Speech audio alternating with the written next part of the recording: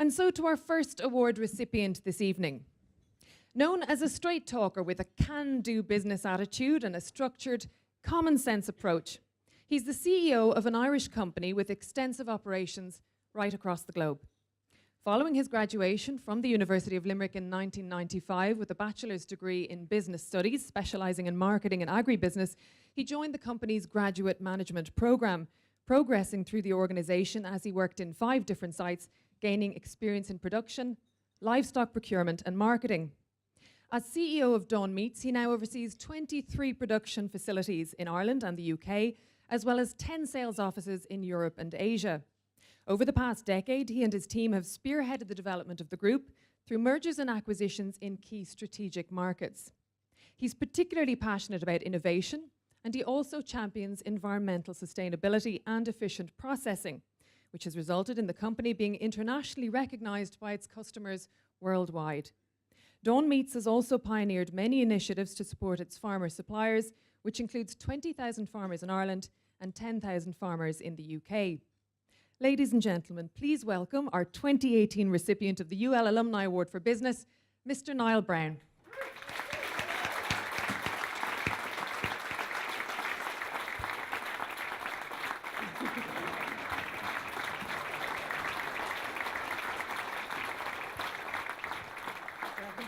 Thank you very much. Thank This you. is for you, the other award.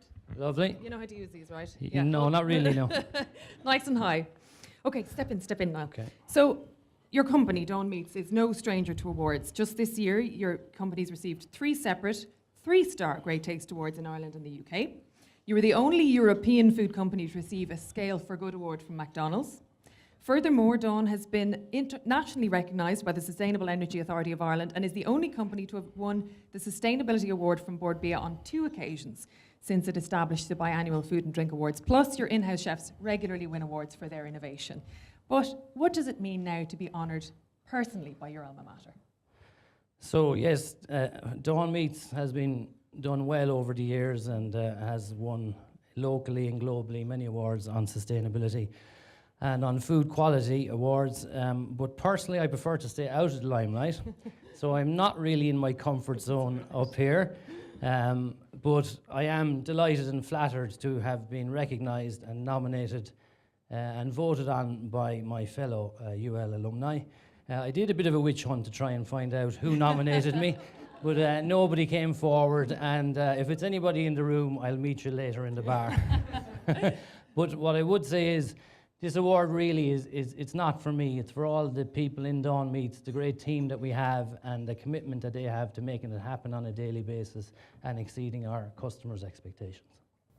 You joined Dawn Meats just 1 year after graduation from UL with a bachelor's degree in business studies. Was it inevitable that you were always going to join the family business, and are there unique challenges associated with coming on board with the family firm? It certainly wasn't inevitable because actually my dad Dan, who's down there, who founded Dawn Meats with 2 of his partners, he on many occasions discouraged me to join the meat business. But funnily enough, after I had lined up a job, he did come to me and say just a few days before he was due to start that he needed a hand in the UK for a couple of weeks. Now that couple of weeks turned into 6 months, and when I came home at Christmas, we had just acquired a business from the Kerry Group, and he said, well, you're not going back to Wales to collect your stuff. I need you to go there now for a little while. And so I think the rest is history, and it's been very enjoyable. Every day is different, and, you know, so far so good. So far so good. So you were 34 when you became the CEO in 2007. And you're now head of a company which has 7,000 staff and revenues of €2 billion. Just a little boutique firm, really. Obviously, culture is very important to you, and we know you're passionate about innovation. What kind of things are we going to see in the coming years at Dawn Meats? Well, hopefully more the same. I mean, our strategy is clear. We want to continue to grow.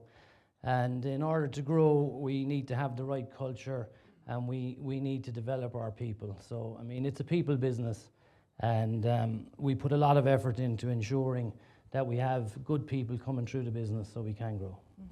You oversee 23 production facilities in Ireland and the UK, 10 sales offices in Europe and in Asia. But Dawn Meats is an Irish company with an Irish ethos and an Irish success story which is integral to the community you're based in Waterford. How does that Irishness influence you? And if I may ask that awful Brexit question, how are you preparing for it?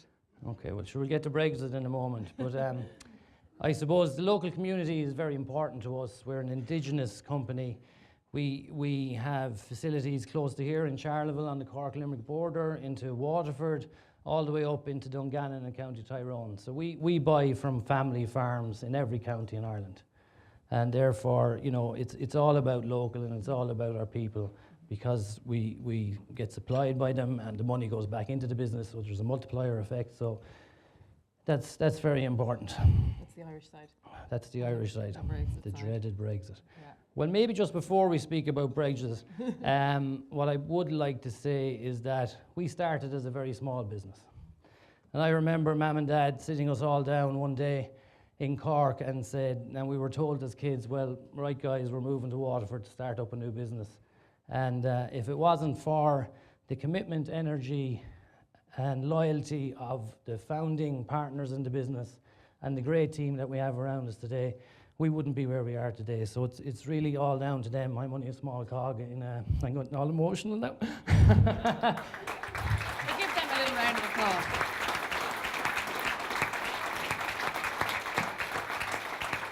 Can I take it?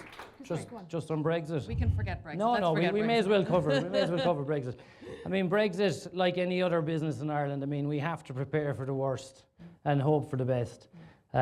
We took a strategic decision last year to invest and merge with a UK company, Dunbia, and therefore now we have, I suppose, a strategic hedge that a lot of Irish businesses wouldn't have. So our UK business focuses on the home countries in the UK, and our Irish businesses focuses on exporting to over 50 markets around the world. If I can take you back to your student days, besides meeting your lovely wife Angela, what are your fond memories of those days here in UL? Where to start? Well, where I'd like to start actually is, Angela's going to kill me, but I couldn't do my job if it wasn't for the support of Angela, and you know, so I'm getting emotional again now. But Angela's been a great support, and we've made a lot of sacrifices to do what I do, and I just like to publicly acknowledge Angela and all the help she's given me.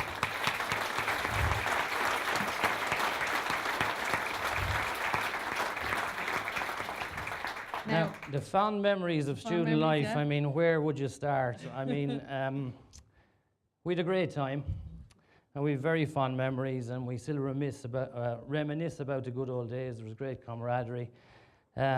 We just drove through the college today. It was a lot different back then, but the stables is still there.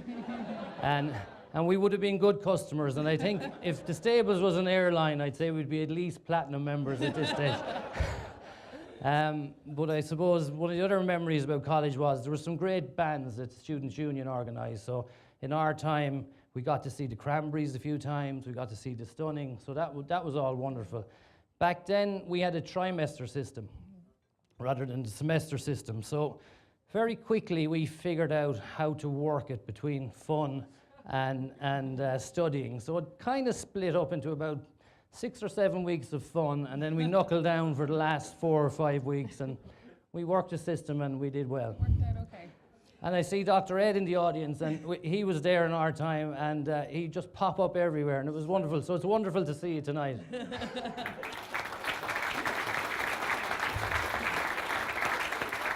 Now, finally, Niall, we know you're a sports fan, Munster Rugby for one, understandably, and hurling too.